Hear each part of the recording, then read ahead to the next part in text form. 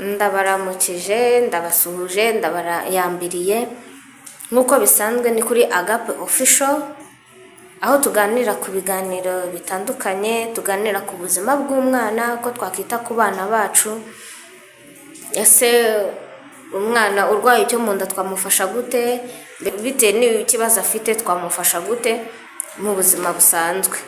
Rero uyu munsi nifuje kubaganiriza ku nsanganyamatsiko ivuga ngo ese umwana uri munsi y'umwaka yaba yemererwa kunywa amata y'inka?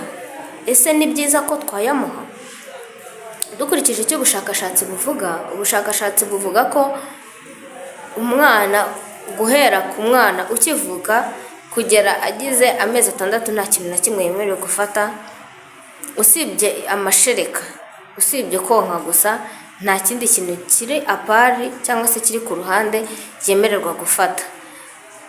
Kandi hari aho tubizi hagiye hatandukanye, hari aho umubyeyi abura amashereka bakamuha amata y'inka, kandi pe ntago tuzi neza ese koko ubushakashatsi buvuga ko umwana uri munsi y'umwaka yemererwa kunywa amata y'inka nubwo yaraba yaratangiye gufata imfashabere. Byose tugiye kubirebera hamwe, turareba ku ngingo zitandukanye.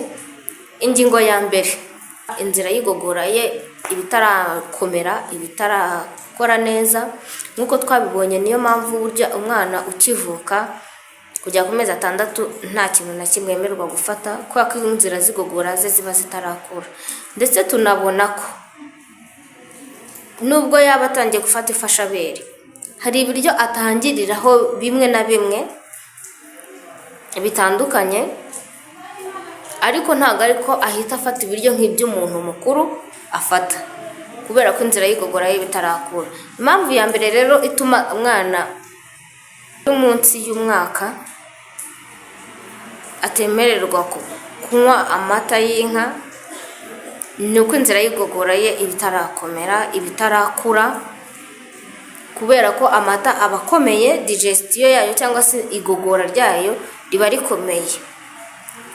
Impamvu ya kabiri, amata y'inka abamo intungamubiri nyinshi, abamo proteine nyinshi cyane zihambaye ku buryo bishobora guteza umwana allergie nyinshi zitandukanye, ndetse bikaba byamutera no kuba yagira ikibazo cyo kurwara impyiko kubera imyunyungugu myinshi ibirimo.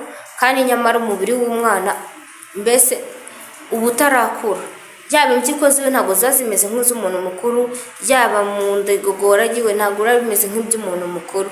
Rero hari abana benshi usanga kenshi anywa amata y'inka akagira allergie, ugasanga yazanye yafuruse nko ku mubiri, yazanye ibintu by'ibituri, kubera ko harimo proteine nyinshi umwana atabasha gusiporta, umubiri w'umwana utabasha kwakira nk'uko yakira ku muntu mukuru. Icya gatatu twavugaho ni uko mu mata hari intungamubiri zimwe na zimwe mu mata y'inka zitaboneka nk'uko yaba anywa amashereka, cyangwa se wenda ufite ubushobozi wamuha ariya mafomira nka Francere, ari amata y'ifu ya kigozi baha abana. Iyo hari intungamubiri ziba zirimo, hari intungamubiri ziba zirimo zitaboneka mu mata y'inka. Rero amata y'inka harimo intungamubiri nyinshi zitabonekamo, nk'urugero nka zinc, vitamine C na vitamine E.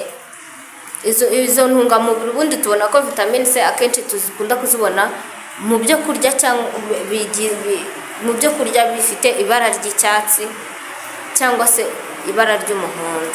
Nto akenshi dukunda kuzisanga nko mu ndimu, amaronji, urusenda se. Izo ni ingero zigiye zitandukanye tubonamo vitamine C.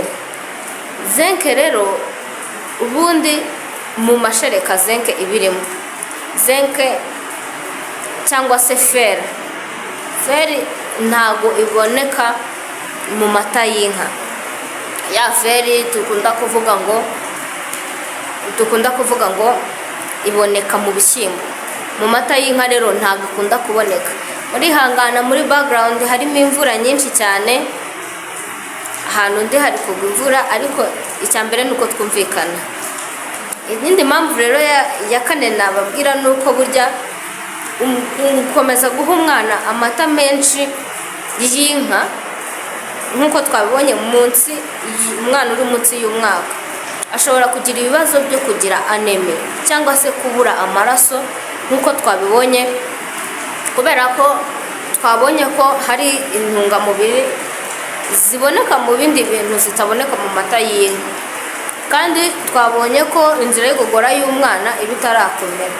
Rero nk'uko twabonye ko izo ntungamubiri zitaboneka mu mata y'inka nk'iyo feri, si byiza guha umwana amata y'inka, kandi feri tuzi ko ituma habaho production y'amaraso cyangwa se umwana atarwara, atagira ikibazo cyo kuba yagira amaraso makeya. Rero gukomeza guha umwana, ntabwo wafata umwana w'amezi 6 utangiye kurya ngo uhite umuha amata y'inka, ntabwo ari byiza. Niba bishoboka ubona ko yashobora gufata igikoma, muha igikoma. Igikoma kibamo intungamubiri nyinshi zitandukanye zitaboneka mu mata, kandi amata ngo twabibonye yateza ikibazo cy'uko umwana yagira amaraso makeya. Rero nk'uko ubushakashatsi bubivuga, tudatinze mu makoni, nk'uko ubushakashatsi bubivuga, twakemeza ko amata y'inka atari meza ku mwana uri munsi y'umwaka, si byiza ko wayamuha. Icyo nicyo kibazo twari turi kwibaza, ese ni byiza koko ko twayamuha cyangwa si byiza? Ntabwo ari byiza rero guha umwana amata y'inka, umwana uri munsi y'umwaka. Twabonye impamvu nyinshi zigiye dutandukanye. Ugize ikibazo watwandikira muri comment cyangwa ukatwandikira inbox, hariho nimero zacu za